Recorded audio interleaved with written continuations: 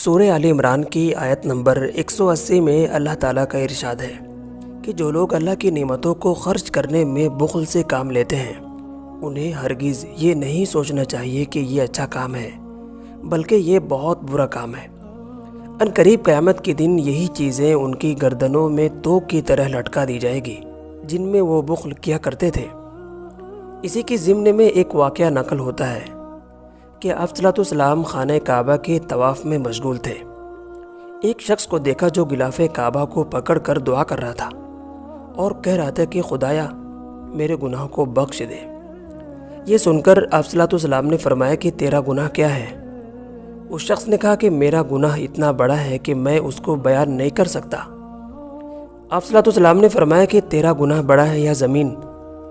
اس شخص نے کہا کہ میرا گناہ بڑا ہے۔ آپ صلی اللہ علیہ وسلم نے فرمایا کہ تیرا گناہ بڑا ہے یا پہاڑ؟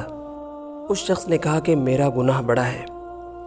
آپ صلی اللہ علیہ وسلم نے فرمایا کہ تیرا گناہ بڑا ہے یا آسمان؟ اس شخص نے کہا کہ میرا گناہ بڑا ہے۔ پھر آپ صلی اللہ علیہ وسلم نے فرمایا کہ تیرا گناہ بڑا ہے یا خدا بڑا ہے؟ اس شخص نے کہا کہ اللہ ہی بلند و بالا اور مقام و مرتبے والا ہے۔ اس کے جواب سن کر آپ صلی اللہ علیہ وسلم نے فرمایا کہ تو اپنے گناہ کو بیان کر۔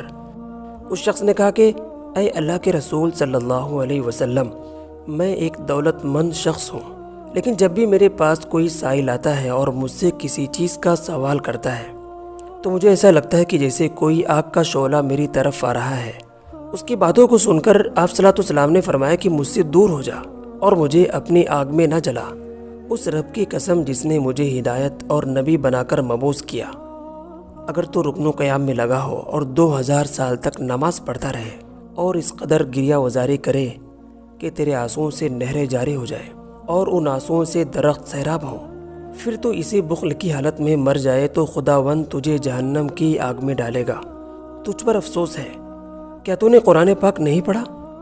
اللہ تعالیٰ فرماتا ہے کہ جو لوگ بخل کرتے ہیں وہ اپنے ہی حق میں بخل کر رہے ہیں۔ جو شخص اپنے آپ کو بخل سے دور رکھے گا وہی کامیاب و کامران ہے۔ امید ہے کہ آپ کو یہ ویڈیو پسند آئی ہوگی۔ اگر آپ کو پسند آئی ہے تو آپ اس کو شیئر کریں، اور اگر آپ ہمارے چینل پر نئے ہیں تو ہمارے چینل الکوثر وائس کو سبسکرائب کریں تاکہ اس طرح کے واقعات اور سیرت سب سے پہلے مل جایا کریں۔ آئیے دعا کرتے ہیں کہ اللہ تعالی ہم سب کو بخل سے بچنے کی توفیق عطا فرمائے اور قرآن و حدیث پر چلنے کی توفیق عطا فرمائے۔ آمین۔